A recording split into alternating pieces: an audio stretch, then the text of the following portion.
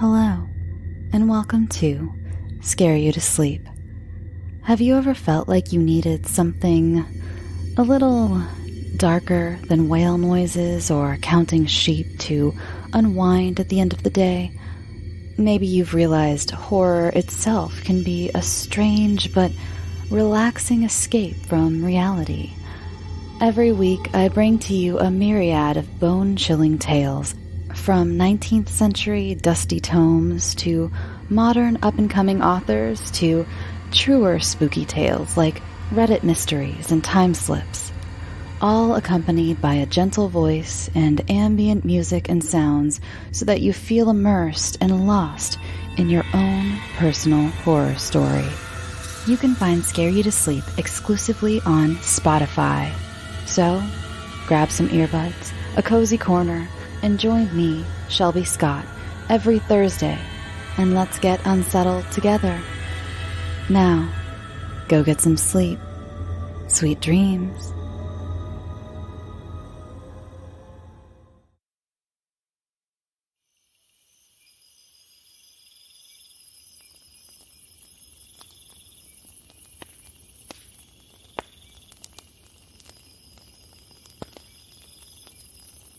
Aloha, gangi. Welcome back to Ghostlore of Hawaii, Paranormal Paradise. For episode 3, we're headed inland to Volcanoes National Park. We're covering one of Hawaii's most popular superstitions. Sip open a beverage of your choice. Green bottle, brown bottle, soda, beer. Just like race, we don't discriminate over here. Corny. Light up some of Pele's fire, if you know what I mean. I just use it to keep the mosquitoes away. Get comfortable, cozy up to the fire, and let's get into this.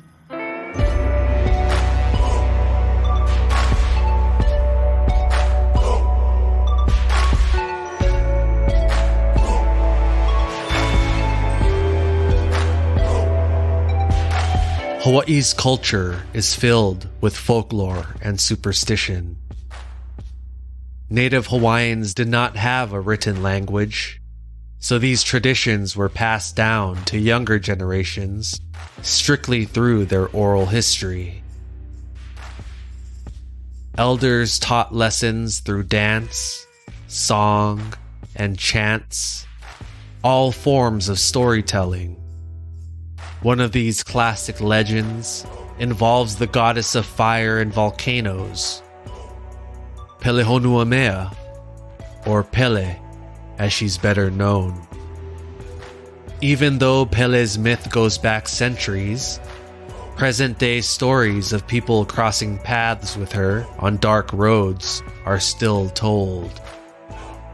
Another popular tale involves driving with pork in your vehicle. The urban legend explains experiencing car trouble while driving on certain roads in Hawaii, especially the Old Pali Road on Oahu and Saddle Road on the Big Island. The victim's car breaks down, but no issues can be found. Then, remembering the pork packed somewhere in the vehicle, they toss it out, and suddenly, the engine starts up with no problem. This story stems from a tale of former lovers, Pele, the goddess of fire, and Kamapua'a, a demigod who was half man, half pig. Their turbulent love affair caused destruction across the islands until a treaty between the two was made. Kamapua'a leaves for the ocean, where he now resides as Hawaii's state fish, the Humuhumu Nukunuku a Pua'a. Pua'a translates to pig. The fish has a curved snout that resembles a pig, and when pulled from the water, makes a weird oinking sound. The supposed reason for the car trouble is by bringing pork along those roads, you're breaking that treaty of Kamapua'a not passing into Pele's territory. I'll definitely go into more detail about Pele, her origin story, and other spooky tales tied to her lore in another episode. Tonight's tale involves Pele's curse.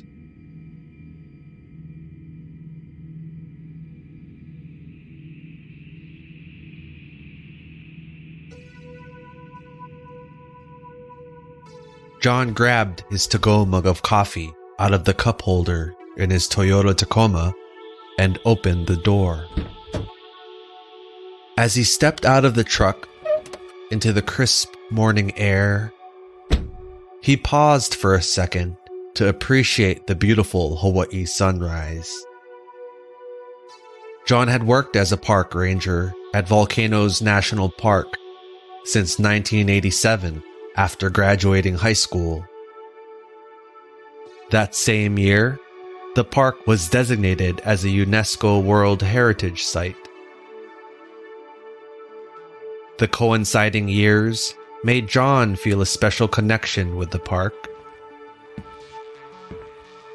He approached the main door of the Kīlauea Visitor Center and wrestled with his keys for a bit until finding the correct one for the entrance.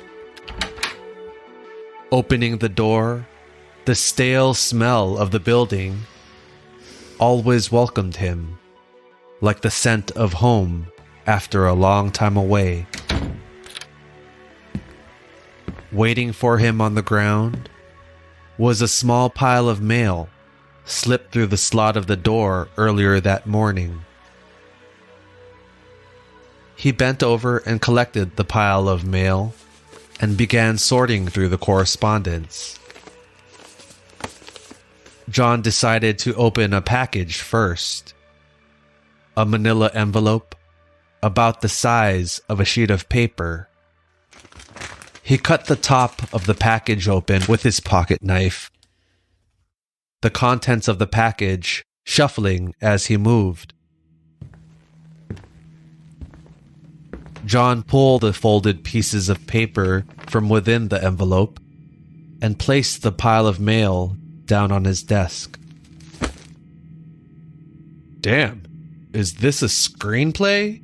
John thought, commenting on the numerous typed pages in his hand. Sitting back, coffee in one hand, letter in the other, he read, To whom it may concern. Hello. I want to thank you in advance for taking the time to read this letter.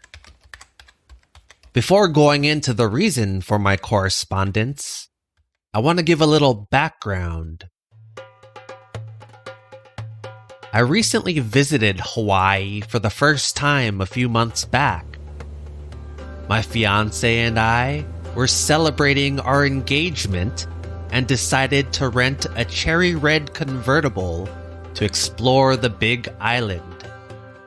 Big Island. Oh, you Hawaiians are clever with the nicknames. At first, I was taken aback by the jagged volcanic terrain of the island. I knew nothing about Hawaii besides what I've seen on television programs and always imagined white sandy beaches. But as we began our descent over the West Hawaii coastline, nothing but black rock contrasted with the turquoise hue of the Pacific was visible. I later learned that Hawaii Island is the youngest of 8 islands that make up the residential island chain. It makes sense to me now that the youngest island would be the most rocky, having less time for the elements to turn that rock into sand. My fiancée, Tina, an Instagram influencer, was a bit disheartened at the lack of sand, but I was invigorated. The unexpected beauty of the land, stained black by the centuries-old hardened lava, inspired me. You may have already heard of my jewelry company, Unordinary Ornaments. The popularity I've garnered over the past decade is something I take immense pride in. First building my brand through social media like Facebook, then Instagram. With over 75,000 followers, that's 75,000. That ain't shit, John interrupted. My nephew Brendan Lutz is just as popular for surfing, and he's barely a teenager. You can bet there's a demand anytime I drop a new collection. My work is mostly known for incorporating organic elements like stone or wood with metals like copper or silver. Because of a little NDA, I can't say her name, but a certain you-know-who from that reality TV show wore my piece to the Met Gala. I'm kind of a big deal in the jewelry industry. I ran into Tina's Instagram account and saw she had close to 100,000 followers. She was also living in LA, so I contacted her for a business inquiry. I had been looking for a successful social media presence to model some of my jewelry, and she was the perfect fit. I like to call her type the LA hippie. Yoga, incense, henna, and vegan, but still wore $200 t-shirts and drove a Beamer. Who the heck are these people? John thought. The burly park ranger was hipper than most other 48-year-olds because of his teenage daughters, and he had no clue what this guy was talking about. Get to the point. Anyway, I'll get back to my point. We rented a beautiful oceanfront Airbnb near Waikoloa for our stay. Just gorgeous. Kona coffee on our lanai in the mornings, and sipping lava flows while watching the sunset. You know, that blended drink with pina colada and strawberry daiquiri swirled in? A little sugary for me, but Tina loves them. And happy future wife, happy life, as they say. I'm more of a green bottle boy, John commented, referencing the green beer bottles locals are stereotypically seen drinking. John's wife from the mainland often joked that Hawaiians loved drinking green bottles just as much as they loved Bruno Mars.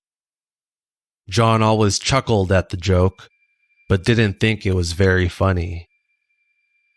What's wrong with Bruno?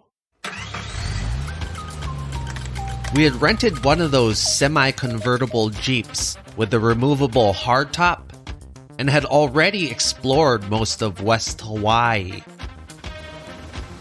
Boogie boarding at Hapuna Beach, sunset dinner in Kīlauea town, coffee plantations up, what's the word y'all use?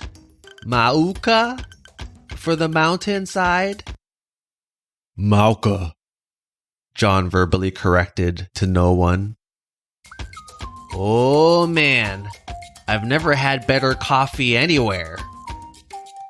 Tina is a half-calf, extra caramel, soy milk, frappuccino type of girl, so the quality was lost on her. She had been overly cranky the past few days because of the hot, humid weather of the island. Let me tell you, the beauty of your island can only eclipse a nagging girlfriend for so long. the hottie at the restaurant that took our order told us about the volcano side of the island being much cooler, and Hilo wasn't expected to rain. We had not planned on visiting either location, deciding to stick on the western side of the island. But Tina's complaints were wearing thin.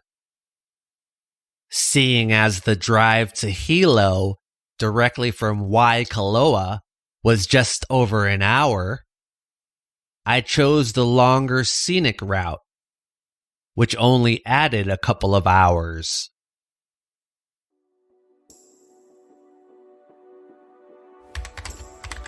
Driving south through Kīlauea,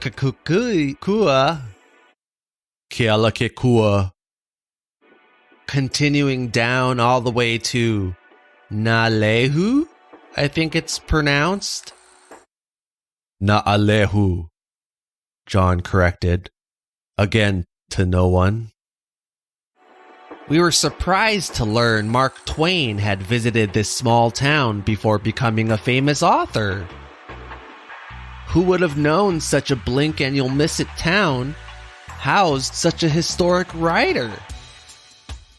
Being a thespian myself, I can see how the beauty of the town's surroundings captivated the young Twain.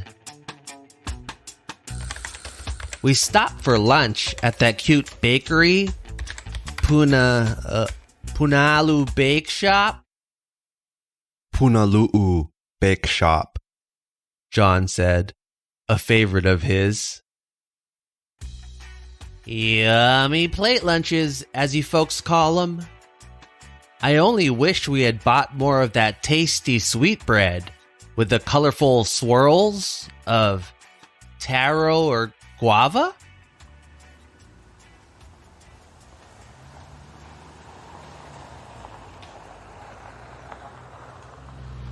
From there, as you know, we looped around the bottom point of the island up north towards Volcanoes National Park. Tina, complaining the entire drive, was getting restless, so I made the decision to check out the park. The scene of where this nightmare I currently find myself in started, but I'll get into that in a bit. Not interested at all, she complained of the detour. We can watch lava flow out of the crater, I lied. She didn't show any excitement, but did shut up for some time. The park museum was very interesting. We learned lots about the volcano, its eruptions, and Tina didn't even seem to mind we wouldn't be able to see lava.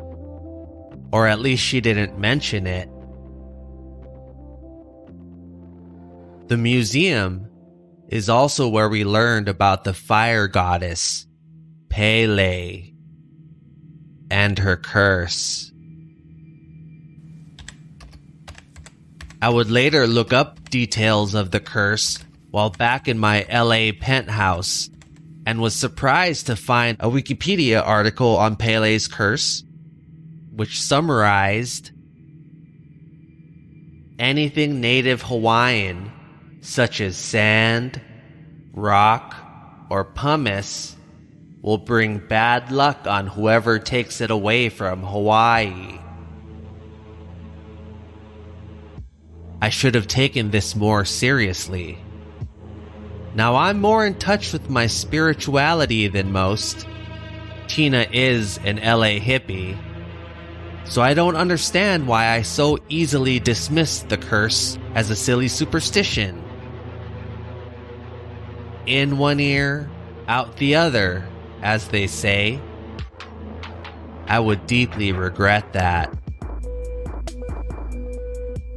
Tina had been complaining, as usual, of feeling fat after all the vacation meals and being away from Sven, her personal trainer.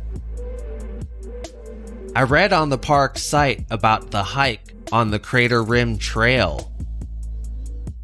The hike began around the rim of the crater, continued down to its floor, then back up. The entire hike would be just over 3 miles, so I sold the idea to Tina by pushing the cardio aspect. I wanted to do the hike for a different reason. I mentioned feeling inspired ever since flying over the black rocky terrain a few days back. Every night since then, I had been dreaming of new pieces made out of the dark, crystalline lava rock. Each morning, while sipping my Kona coffee, I'd sketch these pieces from memory until satisfied with the creations. With so much of the rock surrounding the island, finding a high-quality chunk would be easy, I figured. I was strolling the aisles of the museum when the idea hit me. Not just any common rock on the side of the road would suffice. These new pieces would be constructed of lava rock from inside the crater of an actual active volcano. The exclusivity of the material could fetch a hefty price. Cha-ching! Since the idea hit, I'd been trying to figure out how to get Tina down to the floor of the crater. Cardio to a self-conscious LA girl to the rescue.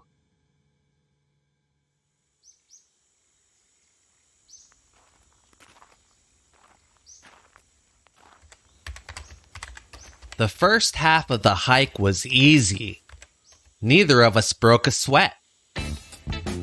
Tina was lean and fit, often showing off her booty under the guise of workout videos posted on social media. I, on the other hand, was overweight, out of shape. Yes, two different things. From long days spent hunched over, carving and doing metal work. My eyesight had deteriorated years ago from the constant short-sightedness of my profession, leading to thick prescription glasses. I was also in the beginning stages of balding, but that has nothing to do with my occupation and lifestyle of abundance. Hey, I'd still been able to pull Tina, who was almost half my age, and we were engaged to be married once my next jewelry piece went viral. Gold digger, John chuckled, proud of remembering the slang. I can now say I'm a few pounds lighter in weight, but I'll get into that in a bit.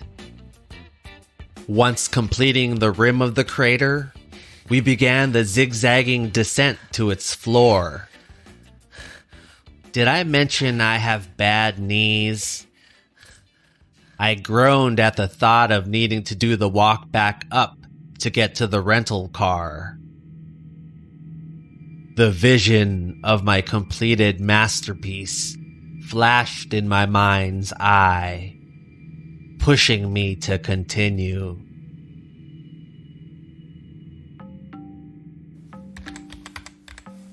Once making it to the bottom, stacked rocks marked the trail to the other side, although years of tourists trekking the crater had worn a path into the hardened lava ground.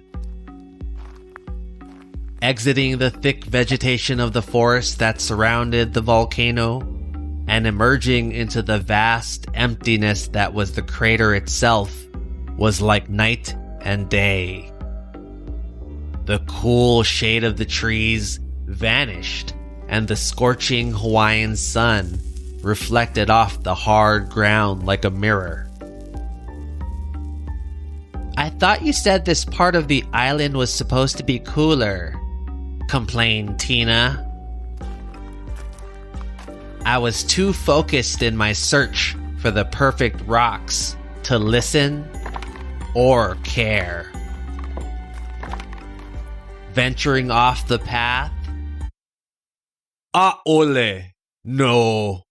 We have signs saying not to do exactly that, John scolded. I scoured the ground like a madman. Steam spewed from the cracks in the crater floor, beckoning me. With Tina dragging her feet in protest, I walked to the nearest steaming fissure.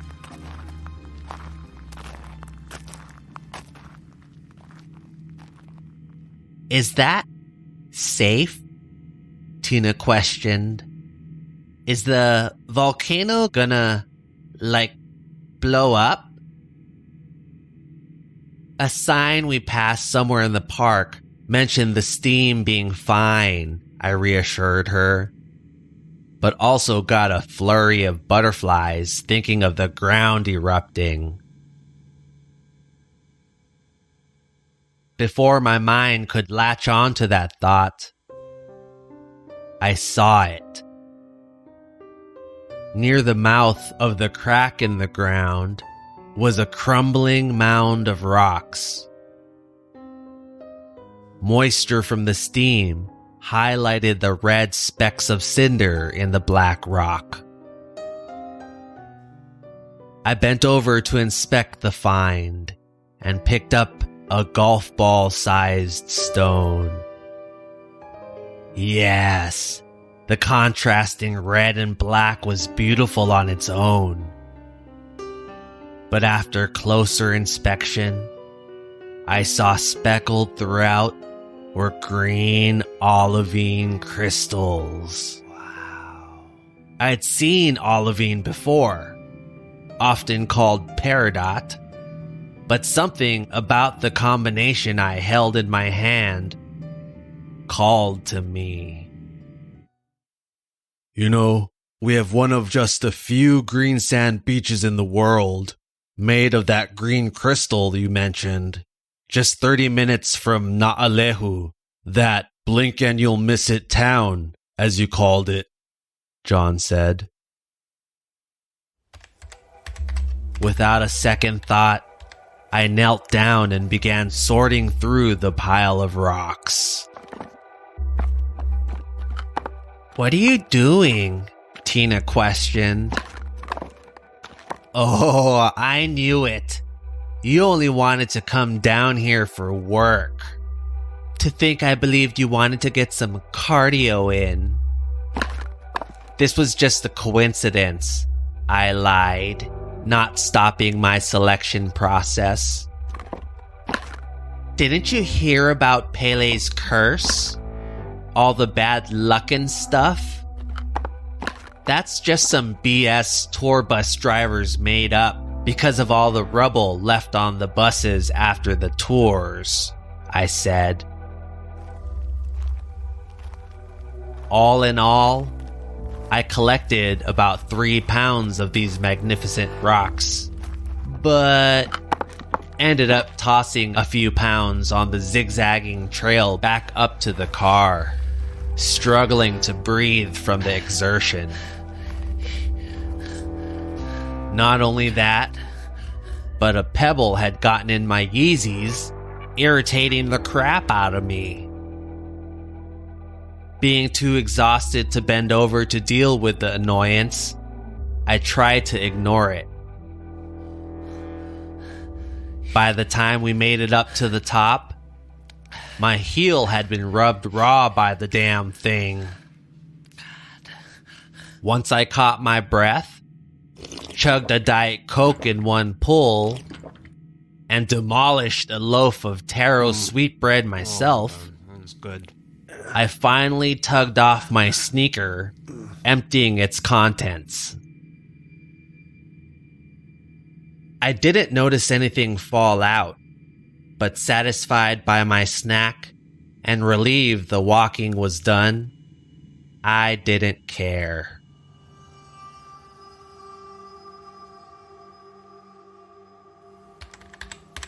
The drive to Hilo from the park was less than an hour, and truthfully, I don't remember much of it.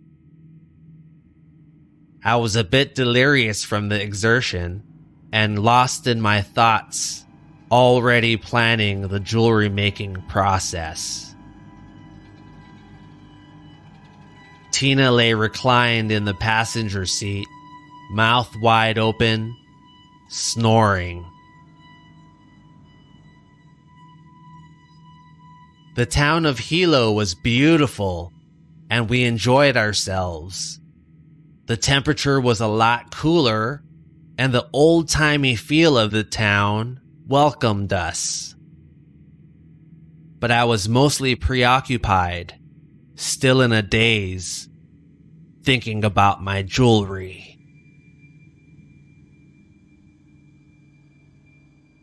I'll skip over the rest of our trip to get to the reason for my already long letter. I tucked the rocks away into my suitcase for the flight home, feeling like a drug smuggler about to risk it all.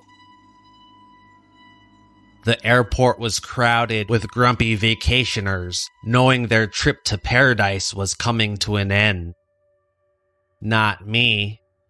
I was dying to get back to the shop I had in my condo to get started on my work. The only things nagging at me were Tina and another damn pebble in my shoe. The annoyance now transitioned to pain, but not anything I couldn't push out of my mind with a few beers and shot specials at the airport bar.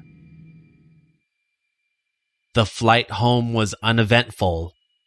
The usual microwave food, crying babies, and movies edited for content, which I'm surprisingly for nowadays. Nothing feels more pervy than having a stranger walk by the same time a sex scene is playing on the mini screen in front of me.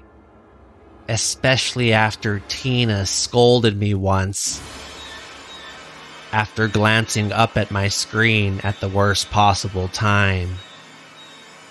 Geez, it's not like the entire movie is made of sex scenes, but I digress.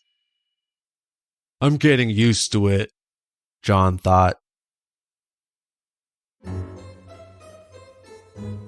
We got home a little past 1 a.m., tired from the long travel day. I kicked off my shoes and limped to our bedroom, collapsing on our California king. The next morning, still in a haze, I picked up the socks I kicked off sometime during the night. On the heel of the sock that had been on my right foot was a pea-sized blotch of blood. Sitting on the bed, I pulled my right foot up to my left knee, attempting to inspect the source of the blood. I'm not happy to say, my belly kept me from maneuvering enough to inspect the bottom of my foot. Maybe Tina was right. I needed to drop a few pounds. I used a handheld mirror to inspect the sore. The rubbing of the pebble in my shoe caused a blister that had popped and slightly tore open. Ew, gross. I hobbled to the bathroom, closed the lid of the toilet to use as a seat, and cleaned, then bandaged the wound. The excitement of starting my project had intensified since first waking. For hours, I remained in my studio, carving, chipping, creating. Hello. I must have lost track of time because before I knew it, I am hungry. Tina was pounding on the door, asking if I was going to let her starve to death. It was already 8 at night? I had been working for almost 13 hours straight. I stretched my arms above my head and cracked my neck as I routinely did. As I hopped off my stool, I landed in a pool of liquid that had puddled at the base of my chair. Huh? I glanced down to investigate and realized the crotch of my pants was also soaked. I had soiled myself throughout the day. The only memory I had of the past few hours was holding my precious rocks. Embarrassed, but also a little freaked out, I quickly changed into some old work pants I kept in my shop and headed out to the hangry beast that awaited me. I quickly forgot about the accident.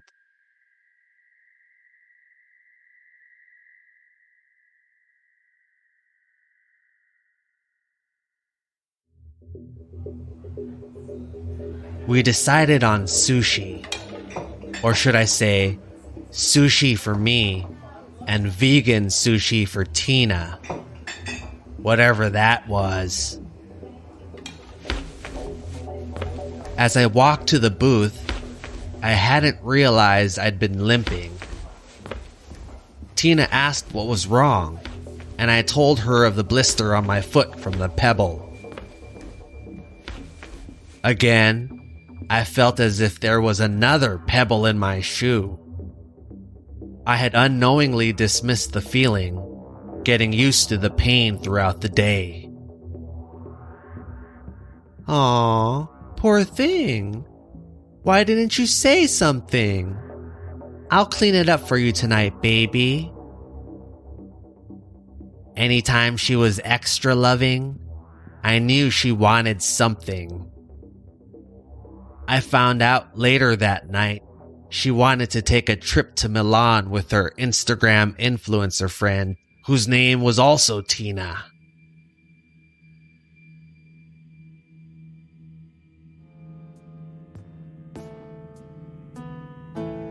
I kicked off my shoe, a different pair than the previous day, mind you. A small black pebble fell onto the tile floor. Another pebble in a different pair of shoes perplexed me. But the black stain on my sock surprised me more. Ew, I think it's infected, Tina said, grossed out. I could hear the pus sticking to the gauze as she gently pulled the bandage off. Although I couldn't see the bottom of my foot, I definitely smelled it. I don't want to gross you out with the details, but let me just say it was cheesy.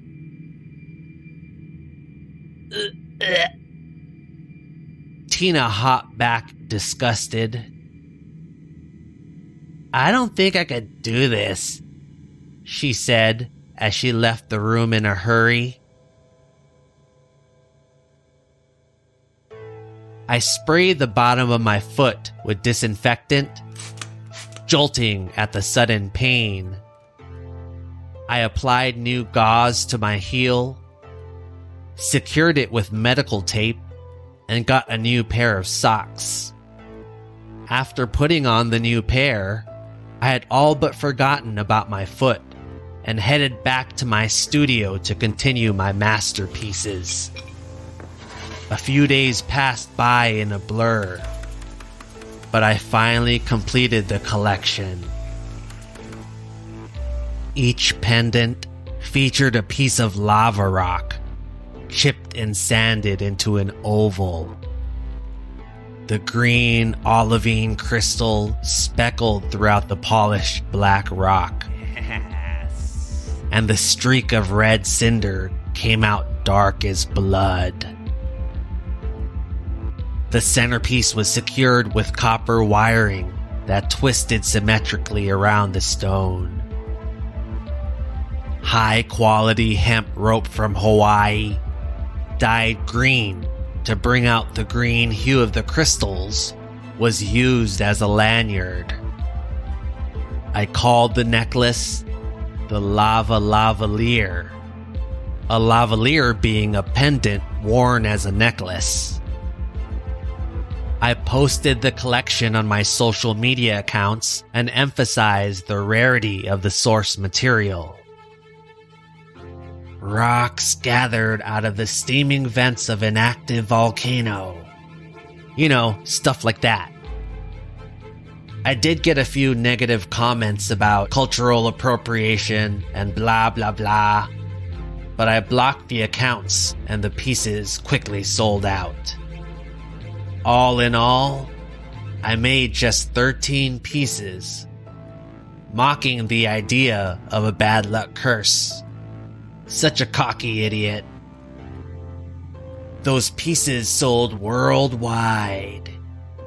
Japan, the UK, Brazil, Africa, Cleveland. And it was practically all profit. I got the rocks for free. But nothing is free in this life, I soon realized. All throughout this success, my foot had not gotten better. Worse, actually. The sore on my heel widened. The blister had grown to the size of a $50 and was now swollen. What used to be pus-filled was now empty skin that sagged into the blister, resembling a crater. I should have gone to the doctor immediately after smelling that stench. But my obsessive work habits distracted me. Not to mention, the sensation of the damn rock in my shoe never stopped. It didn't matter the shoe, sandal, flip-flop, or barefoot. It always felt like I was stepping on a damn pebble.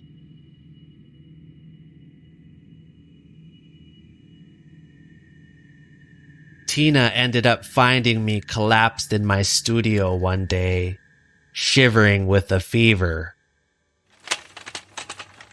When the nurse rolled me into the ER from the ambulance, he stripped off my sock, causing the entire ER staff to unintentionally step back in disgust. My entire foot was black, just like a lava rock. The infection in my heel had spread throughout my foot, turning to gangrene, dripping with pus. I thought it was ironic that my foot was black, like a lava rock, because of gangrene. Green, like the green olivine crystals inside of my pendants. I passed out before a nurse discovered one of my toes, still in my sock. It had rotted off. Waking up in the hospital without remembering why is a scary feeling. Looking down and seeing a part of you is no longer intact is unexplainable. I mentioned earlier losing a couple pounds since visiting Hawaii. Well, the infection was so severe, the doctors needed to amputate part of my leg, just below the knee. They had no clue how it spread so quickly, or how I'd been able to do anything, let alone walk on it. Tina ended up leaving me. After months of rehabilitation, and me being self-conscious and not wanting to leave the condo, she got bored. Turns out she was cheating on me with the influencer friend, Tina, that she went to Milan with. I fell into a deep depression. Tina. Unable to work, unable to find inspiration. Tina. One night, drunk off of lava flows, at the literal rock bottom of a bottle, it hit me. The curse. Why hadn't I thought of that before? Because I was a conceited asshole who dismissed it as a silly superstition. I jumped online and searched Pele's curse. Hundreds of examples of visitors writing in to express their regret and apologies for taking sand or rock as souvenirs. Stories of businesses successful for generations going belly up. Health issues, affairs, family members dying. Every single one. Visitors to victims of Pele's curse, whether they truly believed in it or not. Well, I do believe. I immediately began contacting each customer that had purchased a lava lavalier.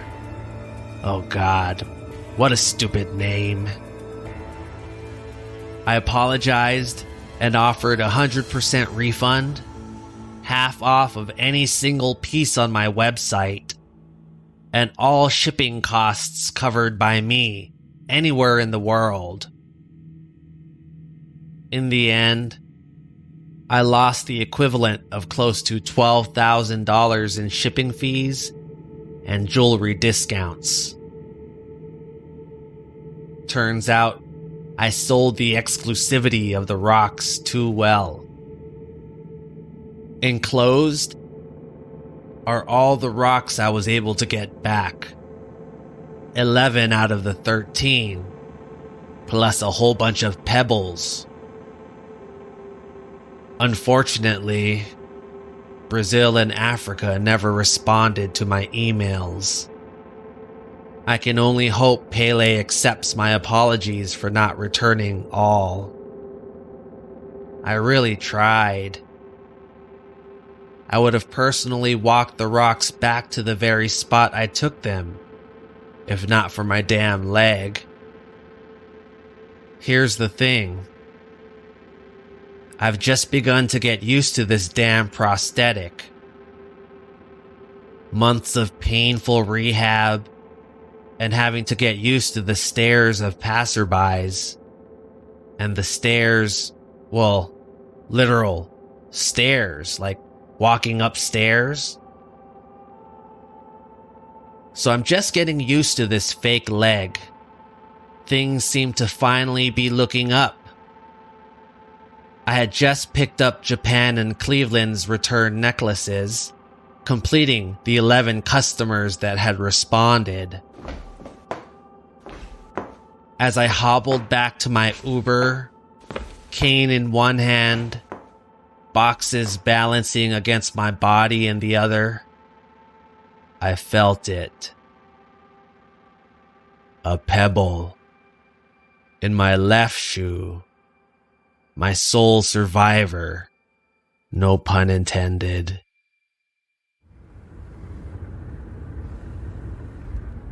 Hey man, do you want me to turn up the AC? You look kind of hot. the Uber driver asked. I wiped my brow, ignoring the question as I reached down to untie my sneaker. I struggled a bit in the narrow back seat of the sedan as I removed the shoe. Out fell a tiny lava rock. No, it can't be. Cold sweat soaked through my shirt. A pus-filled blister had already formed on the heel of my foot. It looked like a volcano.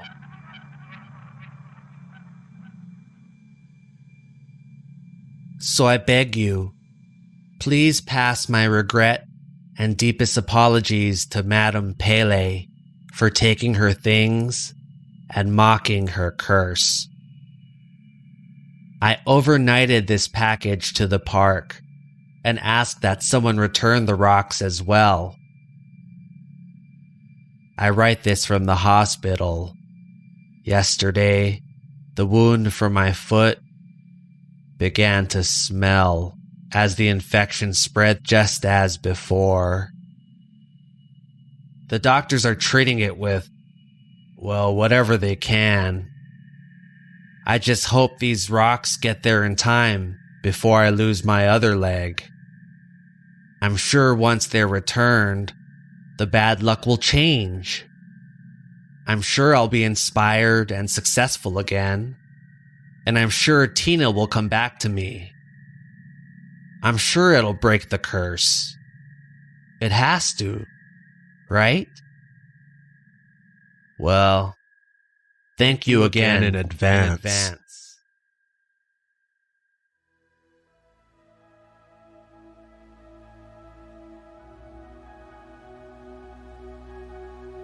John folded the letter and placed it back into its envelope.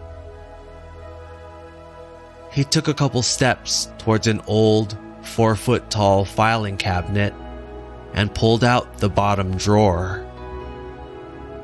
He tossed the letter into the drawer, amongst a sea of other letters, all with comparable stories of bad luck and misfortune. John slid the drawer closed with his well-worn boot and picked up the rock-filled package addressed from LA. The rock shuffled as he casually strolled to the ranger station's entrance. He surveyed the horizon. It would be a beautiful day. Steam from the vents in the crater gently rose, eventually dissolving into the bright blue sky. John walked to the back of the building and tilted the package, emptying its contents onto the small pile of mismatched rubble that lay at his feet. White sand, black sand, green sand, white rocks, black rocks, even pieces of coral. All returned to the Kīlauea Visitor Center, along with the letters of misfortune. John knew the pile would only continue to grow.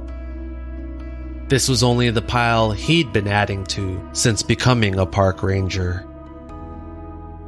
These types of packages have been coming to the park ever since it opened in 1962. Whether it's truly a curse or just the superstition taking over a person's mind, all the rangers can do is say a prayer for the supposed victim and return the property to its rightful owner. Pelehonuamea, Madame Pele.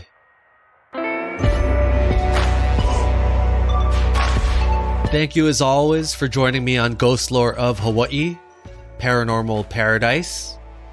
Tonight's episode was a little different than the others, with a little more voice acting.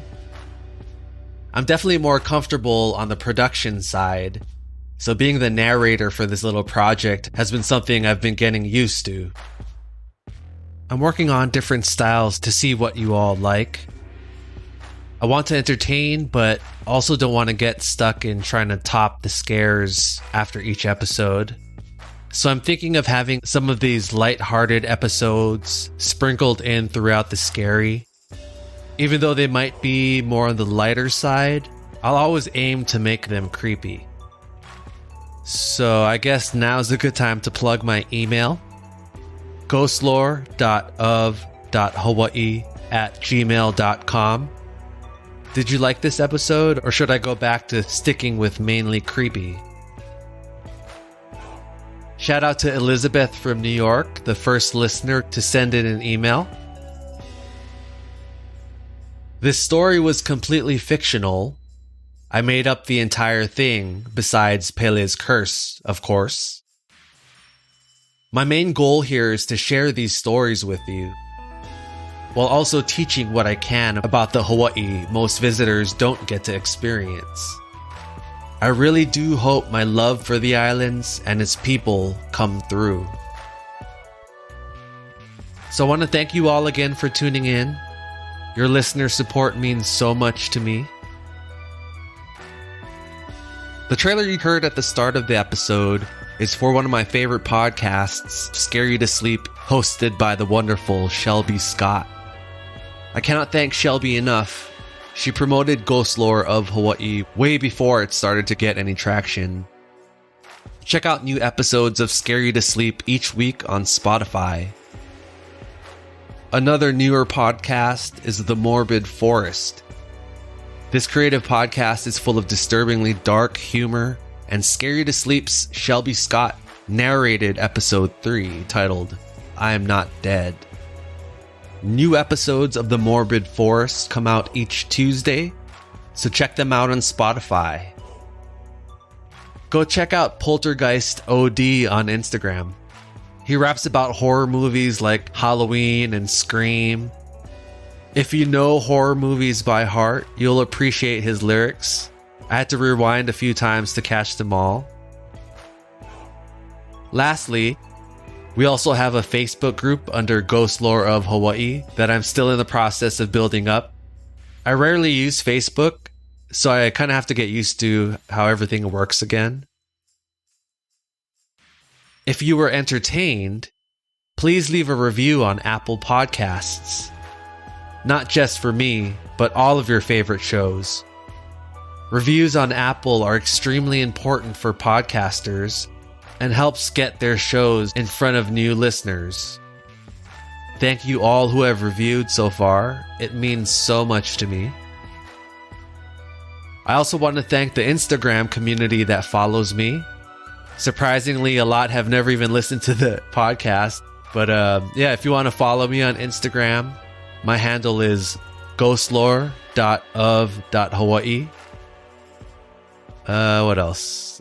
Please download, like, share, whatever you can do to help. So I hope you have a great week. Enjoy yourselves. Drink responsibly. I heard those green bottles are stronger than other bottles.